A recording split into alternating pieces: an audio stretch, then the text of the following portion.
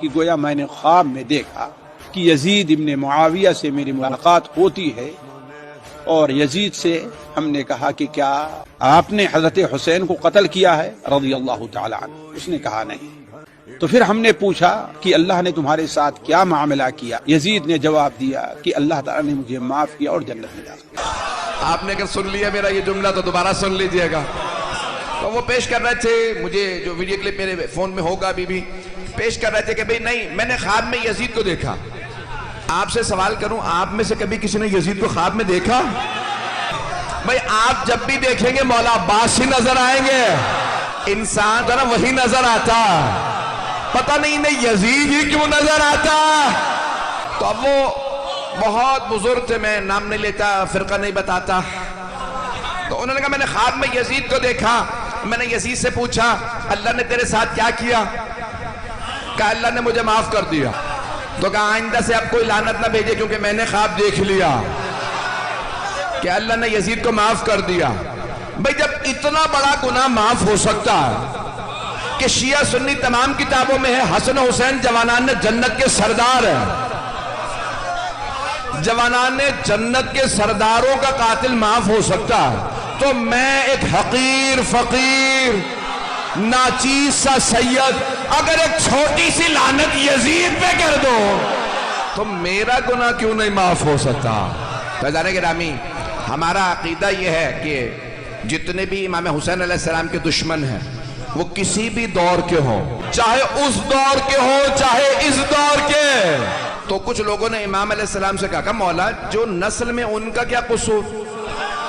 مارا باپ دادا نے تھا، بدلہ ان کی نسلوں سے، مارا شمر نے، شمر کی نسل سے بدلہ، مروان نے اس کی نسل سے بدلہ، ولید نے اس کی نسل سے بدلہ، عمر سعد نے اس کی نسل سے بدلہ۔ اگر پہنچ رہا ہوں کس کس کا نام لوں، سنان ابن انس نے مارا اس کی نسل سے بدلہ، خولی نے مارا اس کی نسل سے بدلہ۔ مولا یہ نسل سے بدلہ بنتا نہیں ہے، مارا اجداد نے نسلوں سے بدلا کیوں؟ تو امام نے فرمایا کیونکہ وہ اپنے اجداد کے کردار پہ راضی ہیں۔ میری بات پہنچ گئی جانے گرام؟ میری آواز آ رہی ہے نا؟ تو کہا نسلوں سے اس لیے بدلا کیونکہ باپ کے فعل پہ راضی ہیں۔ تو آج ہم کھل کے کہتے ہیں امام حسین علیہ السلام کے قاتلوں پہ لعنت ہو۔ ہمیں بہت سے لوگ کہتے ہیں نہیں خبردار قاتلوں پہ لعنت نہ کرنا، یزید پہ لعنت نہ کرنا۔ کیوں؟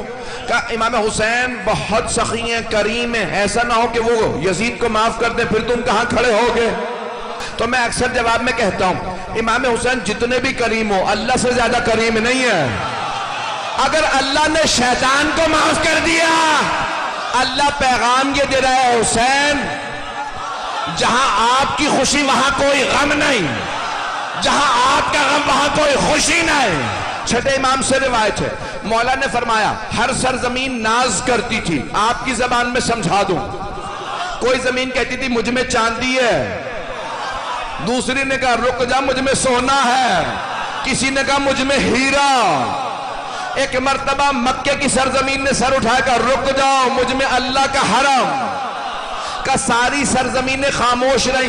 ایک دن 61 ہجری کو کربلا نے کہا اب کوئی ناز نہ کرے، مجھ میں حسین ہے۔